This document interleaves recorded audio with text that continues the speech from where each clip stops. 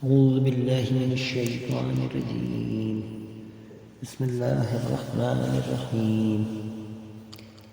سبح اسم ربك الأعلى الذي خلق فسوى والذي قدر فهدى والذي أخرج المرعى فجعله غثاء أحوى سنقرئك فلا تنسى إلا ما شاء الله إنه يعلم الجهر وما يخفى ونيسرك لليسرى فذكر إن نفعت الذكرى سيذكر من يخشى ويتجنبها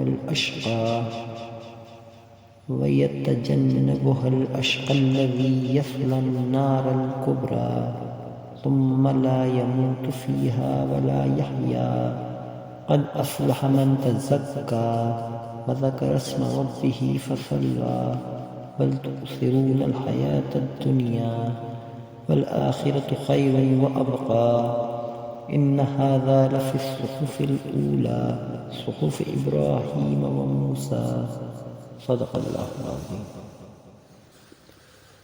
سورہ الاعلیٰ، سورہ نمبر 87. اس کا ترجمہ اس طرح ہے: اللہ کے نام سے جو رحمان الرحیم ہے. اپنے بلند و برتر رب کے نام کی تسبیح کرو جس نے پیدا کیا اور ٹھیک ٹھاک کیا، جس نے منصوبہ بندی کی اور راہ دکھائی، جس نے زمین سے نباتات نکالی پھر اسے سیاہی مائل سر سبز و شاداب بنایا. ہم تمہیں قرآن پڑھائیں گے تو تم بھولو گے نہیں مگر جو اللہ چاہے. وہ ظاہر و علانیہ کو بھی جانتا ہے اور جو چھپا ہوا ہے اسے بھی. ہم تمہیں آسان دین اسلام پر چلنے کی سہولت بخشیں گے تو تم یاد دلائے جاؤ، بشرط یہ کہ یاد دلانا مفید ہو. یقیناً نصیحت پکڑے گا وہ شخص جو خدا سے ڈرتا ہے اور اس سے کترائے گا وہ شخص جو سخت شقی و بدبخت ہے. یہ وہ شخص ہے جو عظیم آگ میں جلے گا، پھر اس میں اسے موت آئے گی اور نہ اس کا جینا ہوگا. بلا شبہ کامیاب و کامران ہوا وہ شخص جس نے پاکیزہ زندگی اختیار کی اور اپنے رب کا نام لیا اور نماز ادا کی. پر تم حیات دنیا کو آخرت پر مقدم رکھتے ہو، حالانکہ آخرت بہتر اور پائندہ تر ہے.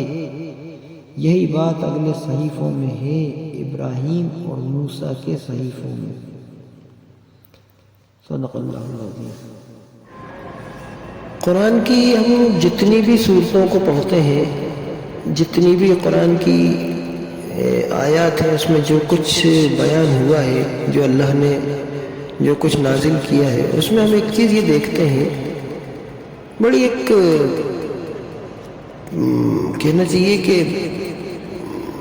مرکزی نقطہ، یعنی ایک سینٹرل پوائنٹ جس کے اوپر قرآن کا فوکس نظر آتا ہے، وہ یہ کہ قرآن انسان سے اس طرح مخاطب ہے کہ مطلب جیسے کہ ایک نشانہ لگانے والا آدمی کی نگاہ اپنے نشانے پر رہتی ہے. قرآن اللہ تعالیٰ نے انسان کی بھلائی کے لیے، اس کی کامیابی کے لیے، اس کو نقصان سے اور خسارے سے بچانے کے لیے، اور اس کو جو کچھ بھی فائدے حاصل ہو سکتے ہیں ان فائدوں کو وہ حاصل کرے، اس کے لیے قرآن نازل ہوا. ہم یہ دیکھتے ہیں کہ قرآن کا پورا انداز بیان اسی مرکزی نقطے کے کو نشانہ بنا کے قرآن بات کرتا ہے. یعنی اللہ تعالیٰ انسان کو یہ بتا رہا ہے کہ تیری بھلائی قائم ہے. باقی جتنی باتیں ہیں، جتنی تفصیلات ہیں، سب اسی سینٹرل پوائنٹ کے لیے ہے. کہنا چاہیے کہ انسان کی بھلائی قائم ہے، اس کی کامیابی قائم ہے، اس کا نقصان نہ ہو. وہ چیز کیا ہے؟ وہ خسارے میں نہ پڑ جائے. تو یہ چیز ہمیں قرآن میں بڑی کہنا چاہیے کہ ابھری ہوئی نظر آتی ہے، بڑی نمایاں نظر آتی ہے. اب یہ صورت ہم اگر دیکھیں، اس کے اندر بھی وہی بات آپ کو نظر آئے گی کہ اللہ تعالیٰ نے جو یہ بات کہی کہ یہ والی آیت میں، جو یہ آیت نمبر 10 میں فرمایا، جو شخص ڈرتا ہے وہ نصیحت قبول کر لے گا،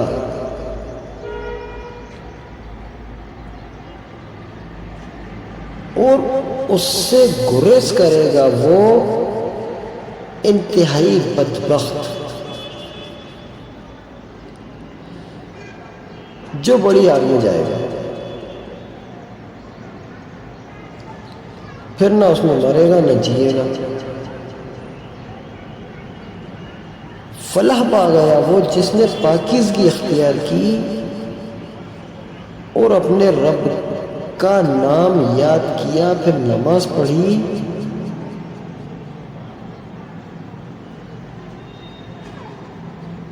مگر تم لوگ دنیا کی زندگی کو ترجیح دیتے ہو،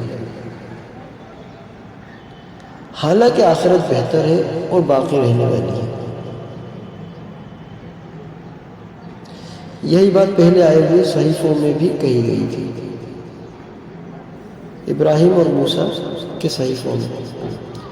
یعنی آپ یہ دیکھیے کہ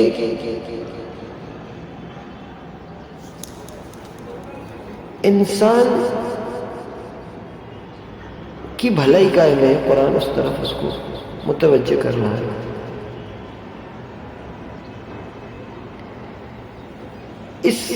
یہ سورج جہاں سے شروع ہو رہی ہے، ہم دیکھتے ہیں کہ محمد صلی اللہ علیہ وسلم کو خطاب کر کے کچھ باتیں اللہ تعالیٰ نے بتائی کہ قرآن نازل ہو رہا ہے، آپ کو ہم یاد کروا دیں گے، آپ نہیں بھولو گے، اور لوگوں کو نصیحت کرو.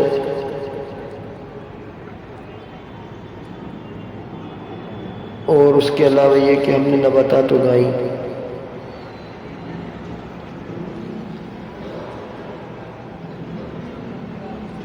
تو یہ تمام باتیں محمد صلی اللہ علیہ وسلم سے اللہ تعالیٰ نے کہیں. لیکن آپ یہ دیکھیے کہ محمد صلی اللہ علیہ وسلم تو اللہ کے رسول ہیں، وہ تو کامیاب ہو گئے. آپ صلی اللہ علیہ وسلم نے اپنی ڈیوٹی نبھائی. اللہ تعالیٰ نے کہا کہ نصیحت کرو، اور آپ صلی اللہ علیہ وسلم نے لوگوں کو نصیحت کی. لیکن ہم یہ دیکھیں کہ ہمارا کیا مسئلہ ہے، ہمارا مسئلہ کہاں سے حل ہوا. محمد صلی اللہ علیہ وسلم کا مسئلہ نہیں ہے یہ مسئلہ، یہاں سے میرا اور آپ کا، ہر انسان کا مسئلہ یہاں سے شروع ہو رہا ہے، جس کی طرف اللہ متوجہ کر رہا ہے. اور یہ ظاہر ہے کہ ہمارے آپ کے لیے ہی ہے، کیونکہ اس میں ابراہیم علیہ السلام کا ذکر آیا، موسیٰ علیہ السلام کا ذکر آیا، محمد صلی اللہ علیہ وسلم سے بات کر رہا ہے اللہ تعالیٰ.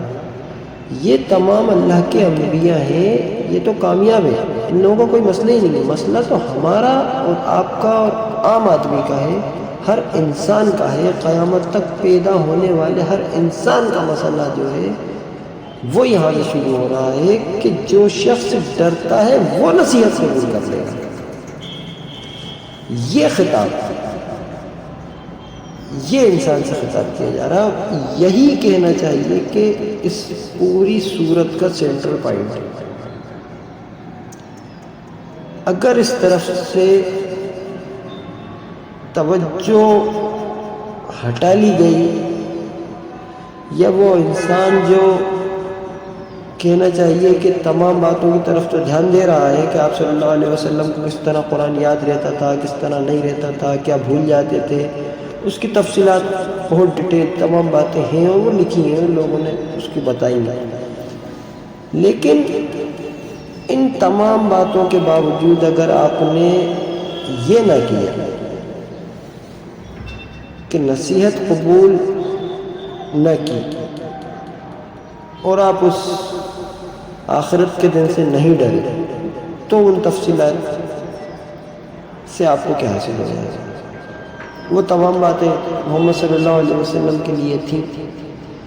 آپ صلی اللہ علیہ وسلم پر قرآن نازل ہوا، اللہ نے آپ کو یاد کروایا، جو چاہا بھلا دیا، جو جتنا چاہا یاد کروا دیا. تمام تفصیلات اس کی موجود ہیں کہ قرآن اللہ کا کلام ہے، کس طرح اس کو محفوظ کرنا تھا، لوگوں تک پہنچانا تھا. وہ تمام ایک بات تو ہے. لیکن ہم اگر اس بات کو بھول جائیں کہ نصیحت قبول نہ کریں اور ڈرنے والے نہ بنیں، ہم اپنے مسئلے کو سنجیدگی سے نہ لیں کہ ہم کیوں پیدا ہوئے ہیں، مرنے کے بعد کیا ہونا ہے، آخرت ہونا ہے، اللہ کی عدالت میں کھڑا ہونا ہے، اس طرف سے اگر ہماری توجہ ہٹ گئی تو یہ خسارے کا سودا ہے. اور اللہ تعالیٰ اسی طرف انسان کی بار بار توجہ دلا رہا ہے. فرمایا جو شخص ڈرتا ہے وہ نصیحت قبول کر لے گا. تو ہمیں یہ چاہیے کہ ہم ڈرنے والے ہوں تاکہ ہمیں نصیحت ملے، اللہ کی توفیق ملے. اور ڈرنے کا مطلب صرف اتنا نہیں ہے کہ آخرت سے ڈرنا، بلکہ اس بات سے ڈرنا کہ اپنی زندگی کو، جو ہماری پوری ہستی ہے، اس کو ہم سنجیدگی سے لے کے ہم کون ہیں، ہم کیا ہیں، ہماری ابتدا کیا ہے اور انتہا کیا ہے، مرنے کے بعد ہم کہاں جائیں گے. یہ تمام چیزوں کے اندر سنجیدگی کا ہو جانا ہے خود اپنے آپ میں انسان کو اندر سے ڈرا دیتا ہے. اور جو لاپرواہ ہے، بدمست ہے دنیا کی زندگی کے اندر، وہ ان چیزوں کی پرواہ نہیں کرتا کہ مرنے کے بعد کیا ہوگا، موت کے بعد کیا ہوگا. وہ اس چیز کی طرف سے غافل ہوتا ہے، وہ ڈرتا مرتا نہیں ہے. تو پھر اس کو نصیحت، ظاہر ہے اس کی نصیحت قبول کیوں کرے گا جب وہ سنجیدہ ہی نہیں ہے اس میٹر کو لے کے، اس معاملے کو لے کے. وہ کو سنجیدہ ہوگا؟ جب سنجیدہ نہیں ہوگا تو نصیحت ملنا ہی نہیں، سوال ہی نہیں اٹھتا. تو اللہ تعالیٰ نے فرمایا کہ جو شخص ڈرتا ہے وہ نصیحت قبول کر لے گا، اور اس سے گریز کرے گا وہ انتہائی بدبخت. وَيَتَجَنَّبُهَا الْأَشْقَى.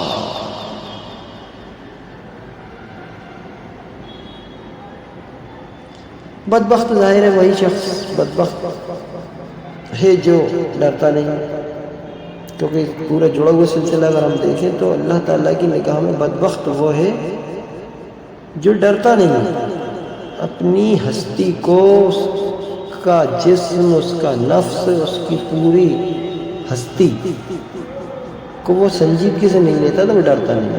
کیا ہوگا موت کے بعد، کیوں پیدا ہوا، اس سوال کو حل نہیں کرنا چاہتا تو وہ ڈرتا نہیں ہے.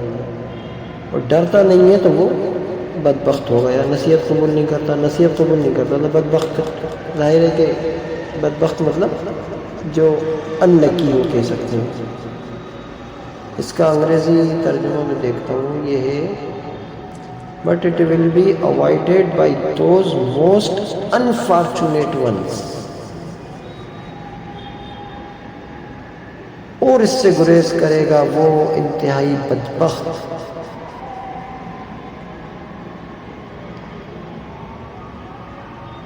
جو بڑی آگ میں جائے گا. ظاہر ہے اس کا اگلا نتیجہ یہی ہوگا. اللہ ہم سب کی حفاظت فرمائے. پھر نہ اس میں مرے گا نہ جیے گا۔ کیا عالم ہے، کہاں انسان اپنے آپ کو پہنچا رہا ہے۔ اس چیز سے بچنے کی طرف اللہ تعالیٰ بار بار انسان کو بلا رہا ہے کہ اس طرف پلٹ۔ پھر فرمایا قد افلح من تزکا، فلاح پا گیا وہ جس نے پاکیزگی اختیار کی۔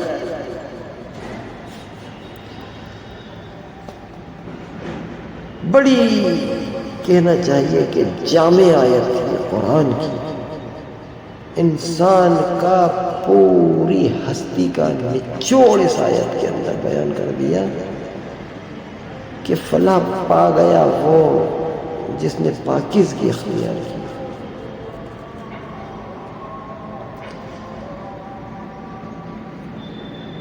اور آگے فرمایا اور اپنے رب کا نام یاد کیا، پھر نماز پڑھی۔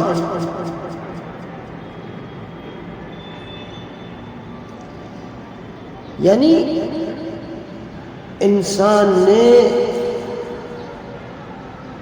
اللہ کو اپنا رب مان کر اس کے آگے جھک گیا، اس کے پیغام کو قبول کر لیا اور اللہ کے آگے اپنے پوری اختیارات کو سرنڈر کر کے کہ اے اللہ کیا حکم ہے، میں تیار ہوں، اور میں نے اپنے آپ کو بدل لیا اور اب میں پاکیزہ ہونا چاہتا ہوں، اور اب میں بس تیرے احکام کے مطابق زندگی گزارنا چاہتا ہوں تاکہ مجھے فلاح مل جائے، میں کامیاب ہو جاؤں، آخرت کی جہنم کی آگ سے بچ جاؤں۔ تو اس نے پاکیزگی اختیار کی۔ پھر اس کا نتیجہ یہ ہوا کہ وہ اپنے رب کا نام یاد کرتا ہے، پھر نماز پڑھتا ہے۔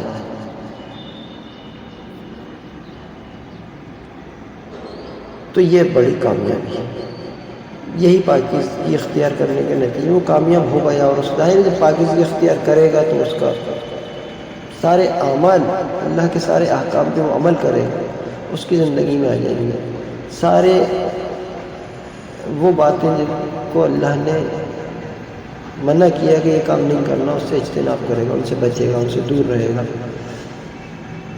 یہ تمام جو اس کی زندگی کے اندر ایک تبدیلی لائیں گے، وہ ایک اس کی پاکیزگی اختیار کرنے کا ایک طریقہ ہے۔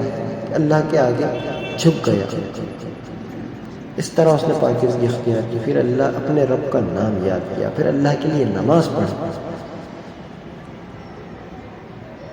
اللہ تعالیٰ پھر بتاتا ہے کہ یہ بڑی گہری باتیں ہیں، بڑی اہم باتیں، بڑی یہی اصل بات ہے کہنا چاہیے کہ انسان اس طرف توجہ ہی نہیں ہے۔ کیا معلوم کہاں کہاں کی بات ہے، کون کون سی باتیں، خود قرآن کے اندر اتنی ساری باتیں نکال کے اس کی ادھیڑ بن شروع کر دیتے۔ میں دیکھتا ہوں لوگوں کو کہ صاحب اس کا یہ مطلب ہے اور یوں مطلب ہے اور تو مطلب ہے۔ ارے بھیا اپنا مسئلہ حل کرو، تمہارا مسئلہ یہاں پھنسا ہوا ہے، تمہارا مسئلہ یہاں پھنسا پڑا ہے، تم سمجھ ہی نہیں رہو بات کہ تم پاکیزگی اختیار نہیں کر رہے، اپنے رب کے لیے نماز نہیں پڑھ رہے، اپنے رب کا نام نہیں لے رہے، یہاں یہ تمہارا مسئلہ پھنسا ہوا ہے۔ انسان تیرا مسئلہ یہاں پھنسا پڑا ہے، اپنے مسئلے کو حل کر، اس طرح متوجہ ہو جا، وہ پاکیزگی اختیار کر کہ جس کے اندر اپنی پوری اختیارات، اپنی پوری آزادی کو اللہ کے آگے سونپ دے۔ اللہ تو کہے گا تو کروں گا، تو نہیں کہے گا تو نہیں کروں گا، دنیا سے لڑ جاؤں گا، اپنے آپ کو فنا کر ڈالوں گا، کسی کی نہیں سنوں گا اگر تیرا حکم آ گیا۔ بس میں تو یہ چاہتا ہوں، میں نے اپنے پورے اختیارات تیرے سپرد کر دیے۔ یہ ہے وہ پاکیزگی اختیار کرنا۔ اس پاکیزگی کو اختیار جو انسان کرتا ہے، اللہ تعالیٰ کہتا ہے کہ وہ فلاح پا گیا۔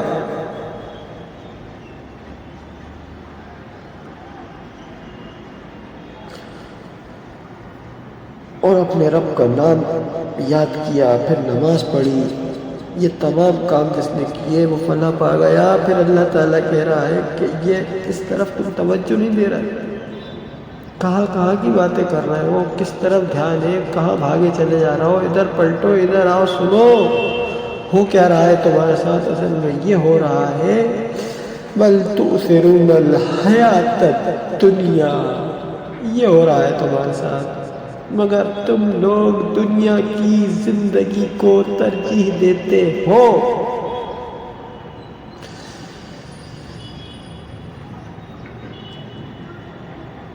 والآخرۃ خیر وابقیٰ، حالانکہ آخرت بہتر ہے اور باقی رہنے والی ہے۔ آخرت بہتر بھی ہے اور باقی رہنے والی ہے، باقی رہنے والی ہے اسی لیے تو بہتر ہے، بہتر ہے اسی لیے تو باقی رہے گی۔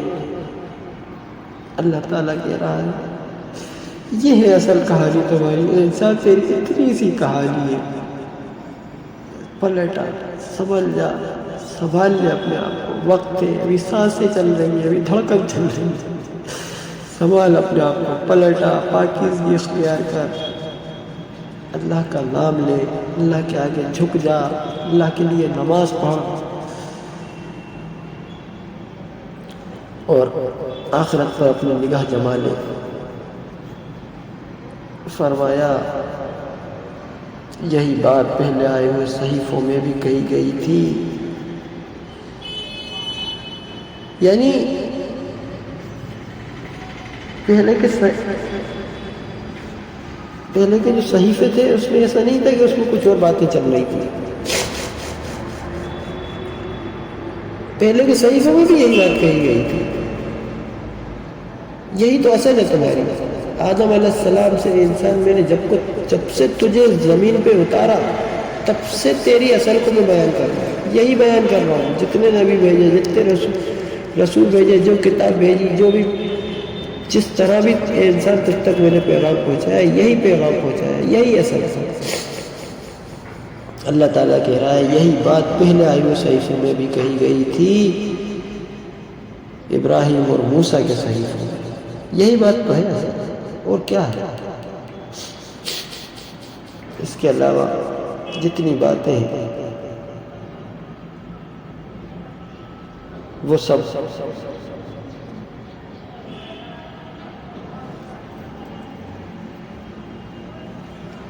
تو باتیں ہی ہیں، اصل بات جو ہے وہ یہ اللہ نے یہاں پر بیان کر دیا کہ انسان کی فلاح قائم ہے، انسان کی فلاح اس میں ہے کہ وہ پاکیزگی اختیار کرے تو فلاح پا گیا سمجھو۔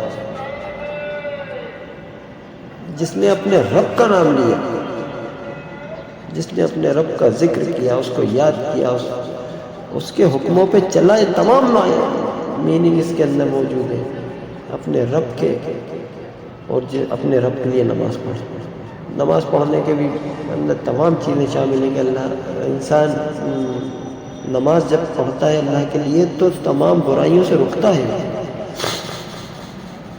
تو یہ ہے اصل۔ سورت یہاں سے شروع ہوتی ہے کہ بسم اللہ الرحمن الرحیم، اے نبی اپنے رب برتر کے نام کی تسبیح کرو۔ محمد صلی اللہ علیہ وسلم کو اللہ تعالی حکم دے رہا ہے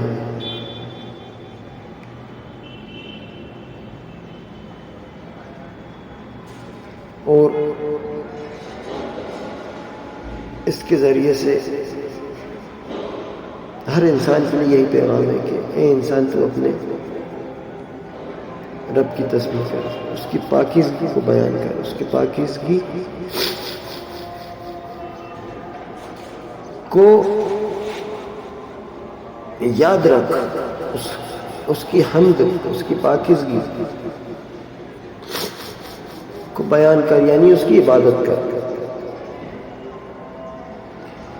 اپنے رب برتر کے نام کی تسبیح کرو جس نے پیدا کیا اور تناسب قائم کیا۔ انسان کی حقیقت کو بتایا جا رہا ہے، کیا اصلی میں ہے، کیا یہ پورا نظام، کیا ہے پورا سسٹم، اس کی پوری حقیقت کیا ہے؟ وہ یہ ہے، اس کو فراموش مت کرو۔ اے انسانوں، اس طرف سے تمہاری توجہ ہٹنا نہیں چاہیے کہ یہ جو پورا سسٹم ہے اس کا ایک رب ہے، ایک مالک ہے، ایسے نہیں چل رہا ہے یہ سب۔ تو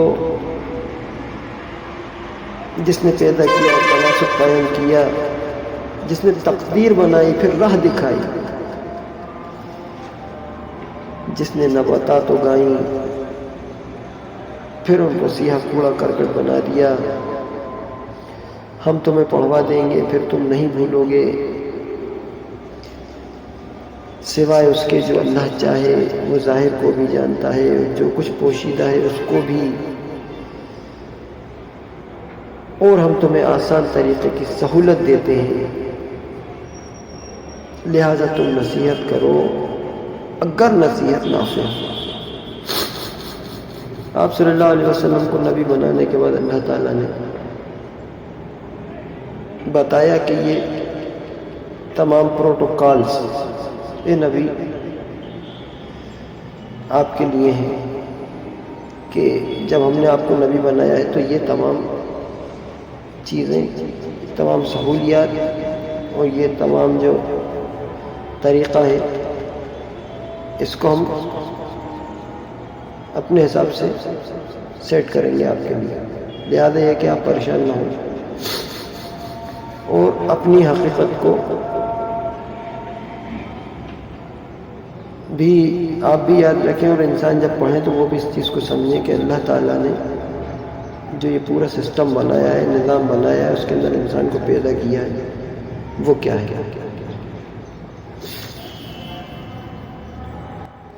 ایک چیز یہاں پر ذہن میں رکھیں ہم کہ جس وقت قرآن نازل ہو رہا تھا مکے کے اندر، وہاں پر جو بہت سے الہ تھے، بہت سے رب تھے، یعنی جو ان کے بت تھے اور جن کی وہ پرستش کیا کرتے تھے، مثلا فرشتوں کو اللہ کی بیٹیاں کہا کرتے تھے، اور اس طرح کی تمام جو کچھ ان کے غلط عقائد تھے، اللہ تعالیٰ نے جو قرآن میں بتایا کہ ان کے کیا کیا یہ سب عقیدے جو ہیں، جو ان کی جو کچھ انہوں نے گھڑ رکھا ہے اپنے ذہن میں کہ ایسا اور ایسا ہے اس کی حقیقت، یہ حقیقت نہیں ہے، یہ سب ان کی من گھڑت باتیں تھیں، ان کے ذہن کی اپج ہے، اور حقیقت جو کچھ ہے وہ یہ ہے جو میں قرآن میں بتا رہا ہوں۔ تو وہ جو ان کے وہاں اس وقت کے عقائد تھے مکے کے اندر جس وقت قرآن نازل ہو رہا تھا، کیونکہ یہ بالکل شروع کی صورتوں میں سے ہے،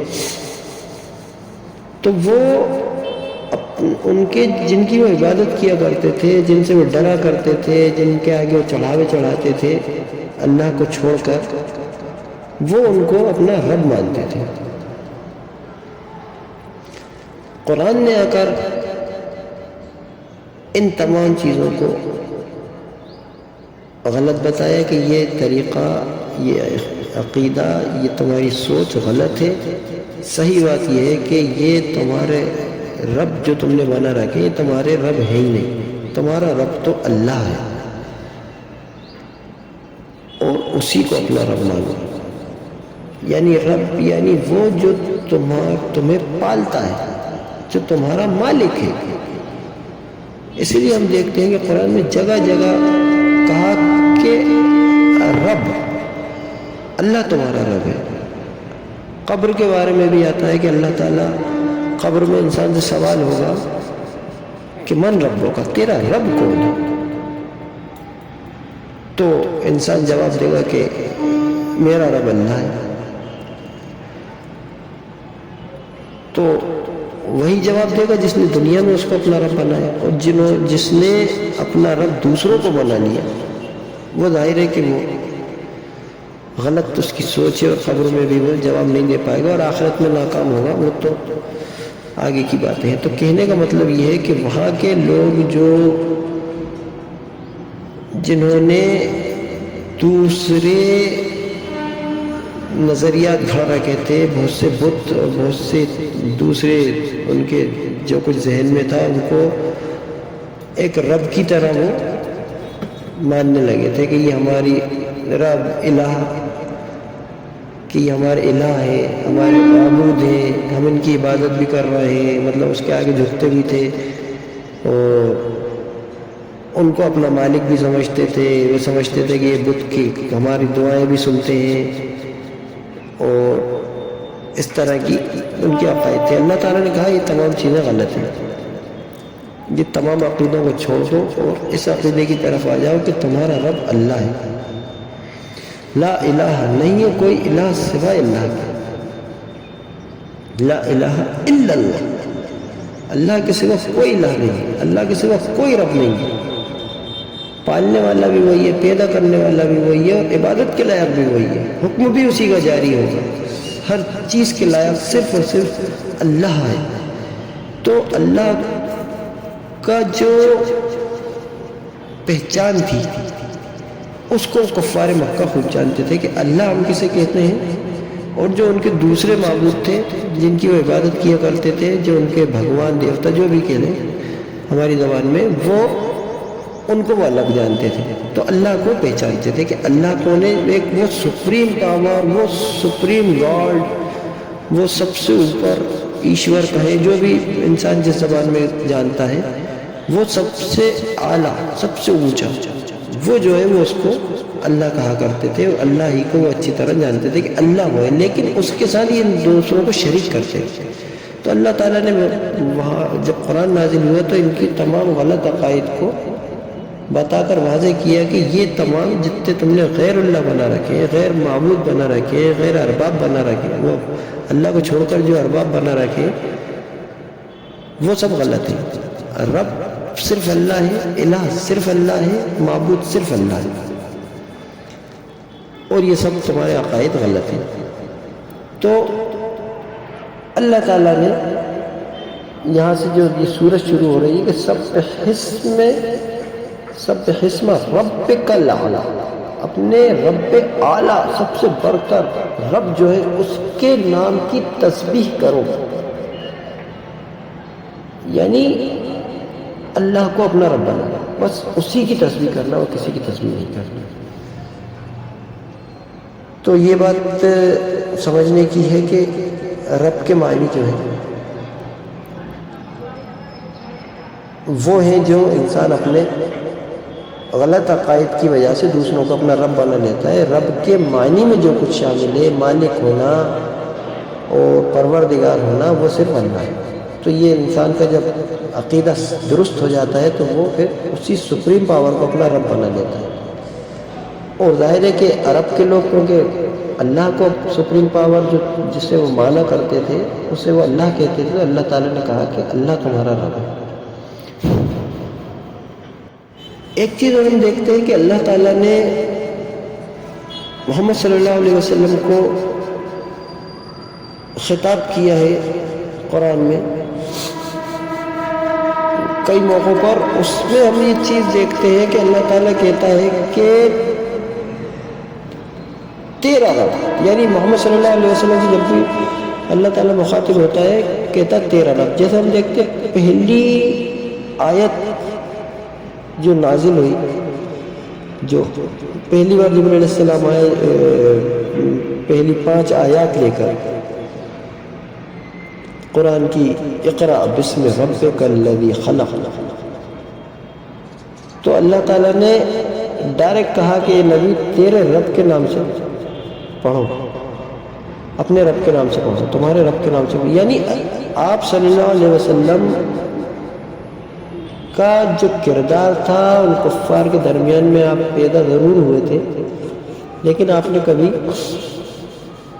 ان غیر اللہ کو اپنا معبود نہیں مانا تھا، کبھی ان کو اپنا رب نہیں مانا تھا، بلکہ آپ صلی اللہ علیہ وسلم بھلے یہ نہ جانتے ہوں کہ اللہ کی طرف سے پیغام کس طرح آتا ہے، وحی کیا ہوتی ہے اور انسانوں کو ہدایت کس طرح ملتی ہے، لیکن آپ صلی اللہ علیہ وسلم ہمیشہ سے اس ایک سپریم پاور کو، جس سے وہاں کے لوگ اللہ کہا کرتے تھے، تو ظاہر ہے آپ صلی اللہ علیہ وسلم بھی اللہ ہی کہتے تھے، اس اللہ کو ہی اپنا رب مانتے تھے۔ اسی لیے اللہ تعالیٰ ڈائریکٹ خطاب کرتا ہے اقرأ بسم ربک الذی خلق، اے نبی، یا کہیں کہ اے محمد صلی اللہ علیہ وسلم، پڑھو اپنے رب کے نام سے جس نے پیدا کیا، جس نے تخلیق کیا، جس نے کریٹ کیا، یعنی ڈائریکٹ اللہ تعالیٰ نے یہیں سے خطاب شروع کیا، کیونکہ محمد صلی اللہ علیہ وسلم اللہ ہی کو اپنا رب مانتے تھے، لیکن کیونکہ دنیا والوں کو بھی یہ بات بتانا تھی تو اللہ تعالیٰ نے پھر بعد میں تمام دنیا والوں کو قرآن کے اندر جگہ جگہ پوری قرآن اس بات سے بھرا پڑا کہ اللہ نے بتایا کہ تمہارا رب کون ہے، اس اللہ ہی کو اپنا رب مانو جس سے تم اللہ کہتے ہو، وہ تمہارا رب ہے، جو اللہ ہے، جو سپریم پاور ہے، وہ تم بھی مانتے ہو کہ سپریم پاور اللہ ہے، اس اللہ ہی کو اپنا رب بناؤ، اسی کو اپنا الہ بناؤ، اسی کو اپنا معبود بناؤ۔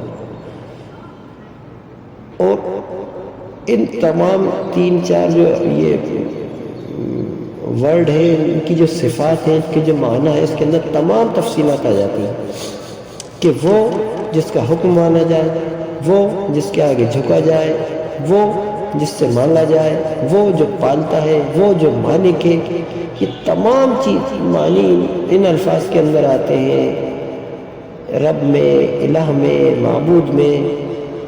اور پھر اللہ کی دوسری تمام جو صفات ہیں کہ وہ آخرت کے دن کا مالک ہے اور روزی دینے والا ہے، یہ تمام تو صفات ہیں ہی اس کی۔ بہرحال یہ 3 الفاظ خاص طور سے بڑے معنی خیز ہیں۔ تو انسان کو اللہ تعالیٰ نے محمد صلی اللہ علیہ وسلم کے ذریعے سے یہ پیغام پہنچایا، اگرچہ آپ صلی اللہ علیہ وسلم اللہ ہی کو اپنا رب مانتے تھے، اور انسان اللہ کو اپنا رب مانے، اس کے لیے اسی سپریم پاور کو اپنا رب بنا، اس کے لیے اللہ تعالیٰ نے تفصیلات بیان کی، اور اس طرف سے انسان کی توجہ نہیں ہٹنے دی کہ انسان کہیں ادھر ادھر کی فضولیات میں نہ الجھ کر اس طرح متوجہ ہو جائے کہ آخرت میں کامیاب کیسے ہوگا، مرنے کے بعد اٹھنا ہے، اور یہ پورا جو نظام چل رہا ہے اس کا نتیجہ یہ ہونا ہے کہ اس کا حساب کتاب انسان سے لیا جائے گا۔ اسی بات کی اللہ تعالیٰ نے تمام جگہ جگہ قرآن میں جو بیان کرتا ہے اللہ تعالیٰ کہ ایسا اور ایسا یہ پورا نظام، پورا سسٹم، اور اس کے اندر انسان تیری پیدائش اور تیری کامیابی، یہ اس راستے کے اندر تیری کامیابی ہے۔ اس کا ہندی ترجمہ بھی ہم ایک بار پڑھ لیتے ہیں۔ بسم اللہ الرحمن الرحیم۔ اپنے سرووچ پربھو کے نام کی پوترتا کا اسمرن کرو، جس نے پیدا کیا اور ٹھیک ٹھیک بنایا، اور جس نے انومان لگا کر نردھارت کیا، پھر سیدھی راہ دکھائی، اور جس نے چارہ اپجایا، پھر اسے سکھا کر کوڑا بنا دیا۔ ہے نبی صلی اللہ علیہ وسلم، ہم تمہیں ایسا پڑھائیں گے کہ بھولو گے نہیں، پرنتو جسے اللہ چاہے نشچے ہی وہ سبھی کھلی تتھا چھپی باتوں کو جانتا ہے، اور ہم تمہیں سرل مارگ کا ساہس دیں گے۔ تو آپ دھرم کی شکشا دیتے رہیں، اگر شکشا لابھ دایک ہو۔ ڈرنے والا ہی شکشا گرہن کرے گا، اور دربھاگیہ اس سے دور رہے گا جو بھیشن اگنی میں جائے گا، پھر اس میں نہ مرے گا نہ جیوت رہے گا۔ وہ سفل ہو گیا جس نے اپنا شدھی کرن کیا تتھا اپنے پالن ہار کے نام کا اسمرن کیا اور نماز پڑھی۔ بلکہ تم لوگ تو سانسارک جیون کو پراتھمکتا دیتے ہو، جبکہ آخرت کا جیون ہی اتم اور استھائی ہے۔ یہی بات پرتھم گرنتھوں میں ہے، ارتھات ابراہیم تتھا موسیٰ کے گرنتھوں میں۔ صدق اللہ العظیم۔ وآخر دعوانا الحمد للہ رب العالمین۔